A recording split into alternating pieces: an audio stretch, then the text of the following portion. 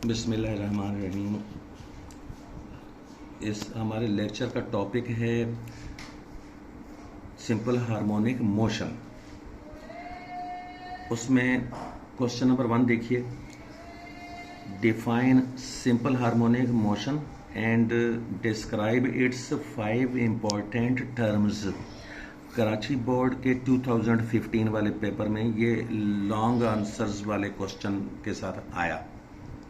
Answer देखिए, simple harmonic motion heading के साथ ही हमने आगे सेंटेंस को कंटिन्यू कर लिया है। Simple harmonic motion is a type of oscillatory motion. ये आपने याद रखना है कि सिंपल हार्मोनिक मोशन जो है वो ऑसिलेटरी मोशन की किस्म होती है। ऑसिलेटरी मोशन के बगैर सिंपल हार्मोनिक मोशन नहीं हो सकती। तो इसीलिए सिंपल हार्मोनिक मोशन जो है वो a type of oscillatory motion in which, तो वो ऑसिलेटरी मोशन जिसका नाम सिंपल हार्मोनिक मोशन रखते हैं उसमें ये होता है a restoring force moves the body. हाँ, कोई रेस्टोरिंग फोर्स बॉडी को मूव कर रही होती है, सच दैट वो इस तरह मूव कर रही होती है कि, हाँ जी, वो इस तरह से मूव कर रही होती है कि उसमें दो बातें होती हैं। ये देखिएगा, ये दो बातें, नंबर 1 वाली और नंबर 2 वाली, ये दोनों बातें उसकी मूवमेंट में होती हैं। नंबर 1 पर देखिए, द मैग्नीट्यूड ए, यानी मैग्नीट्यूड ए, किस चीज का मैग्नीट्यूड ए?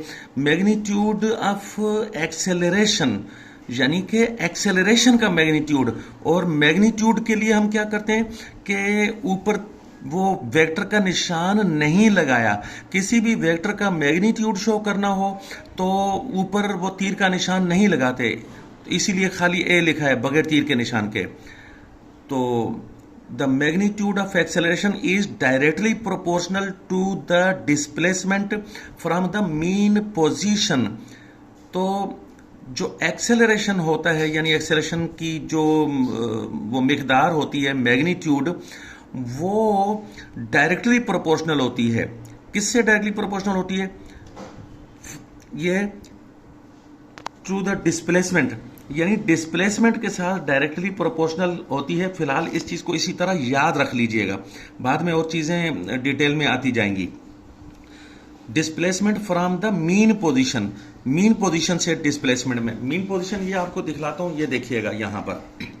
मिसाल के तौर पर कोई बॉडी ऐसे मूव कर रही है, ये देखिएगा कि यहां से वो इधर गई, फिर वापस इसको क्रॉस करके दूसरी तरफ गई, और फिर यहां से वापस, और फिर ये इसकी ये मीन पोजीशन है, और ये मूवमेंट इसकी यूं होगी, ये देखिएगा, ऐसे ऐसे, ये ऐसे ऐसे। तो ये मीन पोजीशन दरमियान वाली पोजीशन हो गई। और डिस्प्लेसमेंट, ये यहां भी डिस्प्लेसमेंट है, यहां भी डिस्प्लेसमेंट है, यहां भी डिस्प्लेसमेंट है, और आखिर तक डिस्प्लेसमेंट है।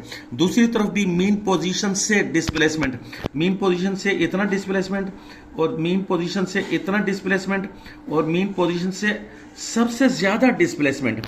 ये जो सबसे ज्यादा डिस्प्लेसमेंट है मीन पोजीशन से, इसको हम एम्पलीट्यूड भी बोलते हैं, और ये आगे इसी लेक्चर में बात आ भी जाएगी। तो जितना ज्यादा ये डिस्प्लेसमेंट होगा उतना ही ज्यादा एक्सेलरेशन होगा। इसीलिए तो कहा है कि एक्सेलरेशन का जो मैग्नीट्यूड है वो डायरेक्टली प्रोपोर्शनल है ये मीन पोजीशन से डिस्प्लेसमेंट के साथ। मीन पोजीशन से डिस्प्लेसमेंट जितना ज्यादा होगा उतना ही एक्सेलरेशन भी ज्यादा होगा। आगे चलते हैं।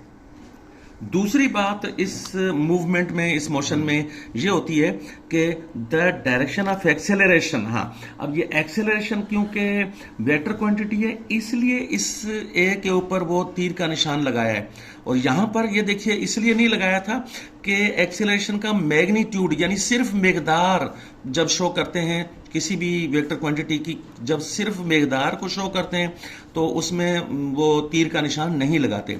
यहां पर पूरी ही क्वांटिटी को शो किया है, इसलिए ये इस तरह से लिखा है तीर के निशान के साथ।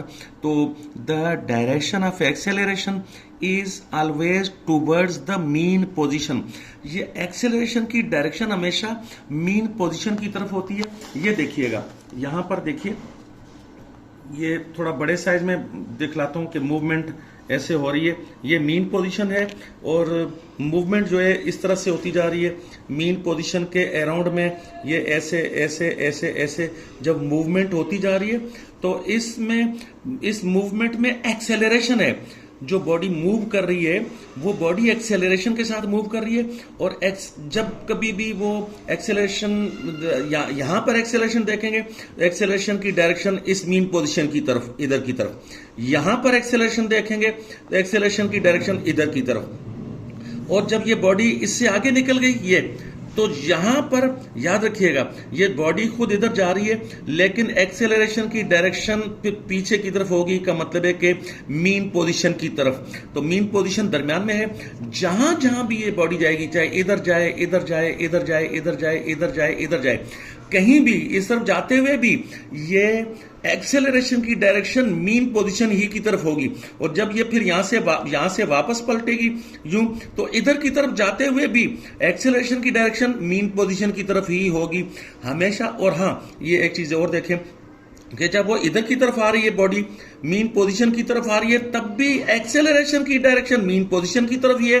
और जब मीन पोजीशन से दूसरी तरफ जा रही है तो तब भी एक्सेलरेशन की डायरेक्शन मीन पोजीशन ही की तरफ है। तो इसका मतलब यह हुआ कि हमेशा ये एक्सेलरेशन की डायरेक्शन, वो एक्सेलरेशन के जो ये सिंपल हार्मोनिक मोशन में होता है, इस एक्सेलरेशन की डायरेक्शन हमेशा मीन पोजीशन की तरफ होती है।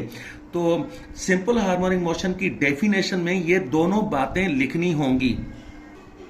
ये देखिए, वही क्वेश्चन में जो दूसरी बात पूछी गई है, 5 इंपॉर्टेंट टर्म्स जो सिंपल हार्मोनिक मोशन में इस्तेमाल होती हैं, वो देखिए। नंबर 1 डिस्प्लेसमेंट, उसको हम एक्स से शो करते हैं। तो displacement is the distance of any position from the mean position.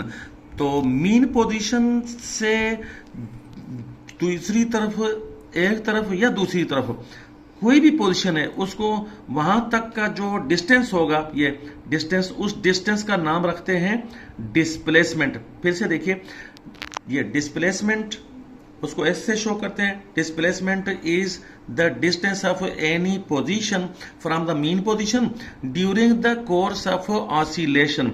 ये देखिए, ये ऑसिलेशन वाला, ये देखें, ऑसिलेटरी मूवमेंट,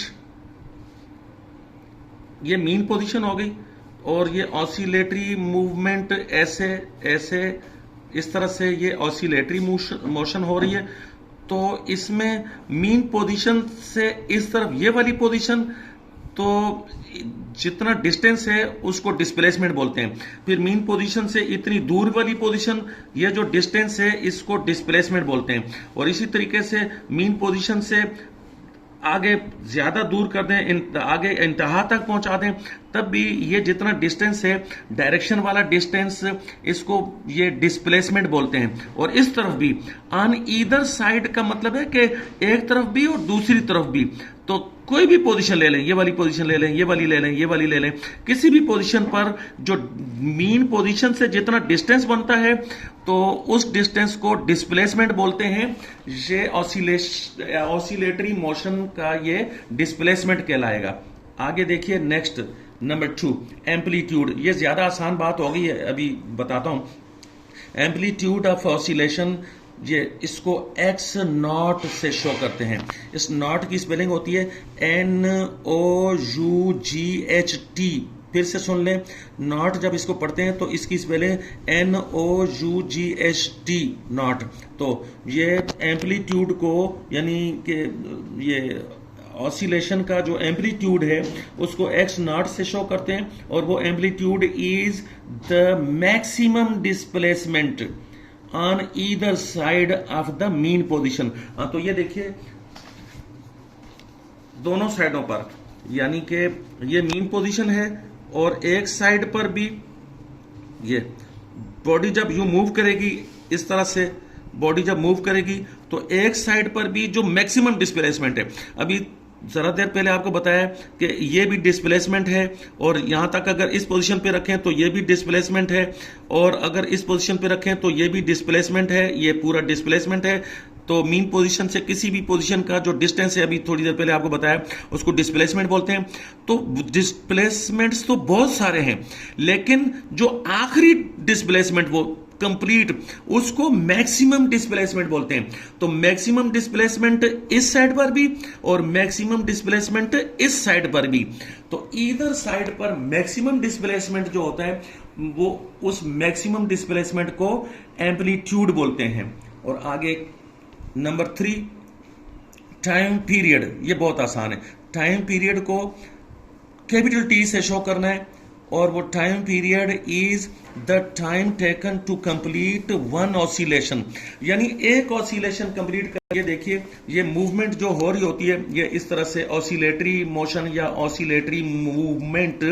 तो इसको कंप्लीट करने के लिए एक ऑसिलेशन के लिए जितना टाइम खर्च होता है, मिसाल के तौर पर यहां से स्टार्ट लें, ये और अगर आप यहां से स्टार्ट लेंगे तो ये देखिएगा, एक तरफ जाकर फिर दूसरी तरफ जाकर फिर वापस अपनी पहले वाली जगह पर रिपीट, यानी ये पूरी मोशन को कंप्लीट करना। तो अच्छा, इस साइड से शुरू करें तो इधर जाकर फिर वापस यहां, अगर इस साइड से शुरू करें तो इधर जाकर फिर वापस यहां, और अगर मिसाल के तौर पर यहां से शुरू करें तो एक साइड पर जाकर वापस आकर फिर दूसरी साइड पर जाकर फिर वापस अपने पहली वाली पोजीशन पर आ जाना। तो इतनी ये जो हरकत है इसको वन ऑसिलेशन कहते हैं या वन वाइब्रेशन कहते हैं। और एक वाइब्रेशन या एक ऑसिलेशन को कंप्लीट करने में जितना टाइम खर्च हो जाता है उससे टाइम पीरियड कहते हैं। तो ये देखिएगा नंबर 4 पर वाइब्रेशन या ऑसिलेशन। तो वाइब्रेशन हो या ऑसिलेशन हो ये एक ही बात है। Oscillation is a complete round trip. अभी जिस तरह आपको बताया, ये मैंने अपने हाथ से डेमोन्स्ट्रेट करके बताया कि कंप्लीट चक्कर लगेगा, तो पूरा कंप्लीट चक्कर लगने से उसको बोलते हैं ऑसिलेशन बोल देते हैं। देखिए, oscillation is a complete round trip of oscillatory motion around the mean position. तो ये हरकत अभी जो आपको दिखलाई, ये मीन पोजीशन के इर्द गिर्द में कंप्लीट राउंड ट्रिप, एक साइड से दूसरी साइड से पहले वाली पोजीशन पर आ जाना, इस पूरे ट्रिप को बोलते हैं ऑसिलेशन। और आगे frequency of vibration. Frequency of vibration is the number of oscillations या नंबर ऑफ वाइब्रेशंस, एक ही बात है, पर यूनिट टाइम, यानी कि यूनिट टाइम में जितनी ऑसिलेशंस या वाइब्रेशंस हो जाती हैं तो उसको फ्रीक्वेंसी बोलते हैं। मिसाल के तौर पर ये अगर कहा जाए कि यूनिट टाइम, यानी अगर मैं लूं 1 सेकंड, तो 1 सेकंड में अगर 5 मरतबा ऑसिलेट कर रही है बॉडी, तो 5 ऑसिलेशंस के लिए 1 सेकंड में, यानी जब 5 ऑसिलेशंस होंगी तो हम कहेंगे कि फ्रीक्वेंसी है या ये वाइब्रेशन की फ्रीक्वेंसी है 5 ऑसिलेशंस पर सेकंड।